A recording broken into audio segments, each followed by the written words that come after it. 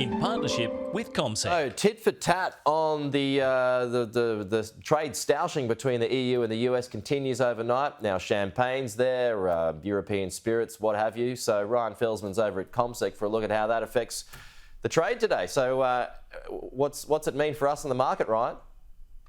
Well, Pete, we've got SPI futures currently down by just 10 points or 0.1%. Remember that the Australian share market entered correction territory yesterday, down 10.1% from its record high on February the 14th.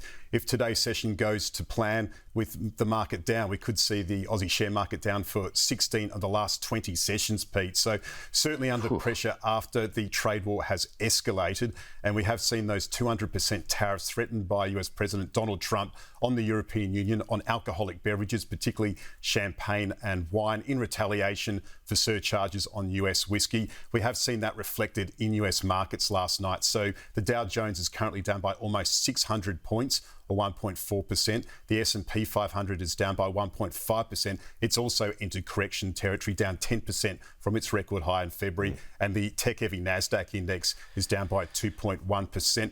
We have seen American beverage companies affected. Molson Coors, which makes beer, that's down 0.7%. And Constellation Brands is down 1.1%. We also have seen that impact across Europe overnight. The spirit makers such as Remy Cointreau, Pernod Ricard and Campari have all fallen by 4%. And Pete, your favourite company, LVMH, the guys that make Moet and Chandon, their share price was down about 2% last night as well. We did see Adobe shares down 13.5%, leading the S&P 500 index lower after the Photoshop maker announced that it missed its output, or in terms of its outlook going forward.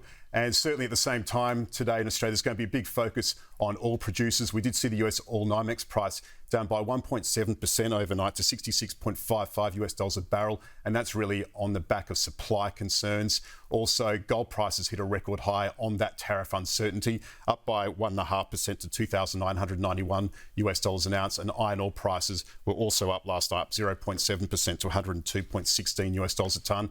As far as the local market's concerned today, Pete, WiseTech Global trades ex-dividend and its shares could be lower, and lithium producer Liontown Resources releases earnings. So what are we going to be down? The ASX? We're only down 10 points or 0.1% at this stage. Okay. We'll cop that, given how the week's gone. Thank you, Ryan. Absolutely.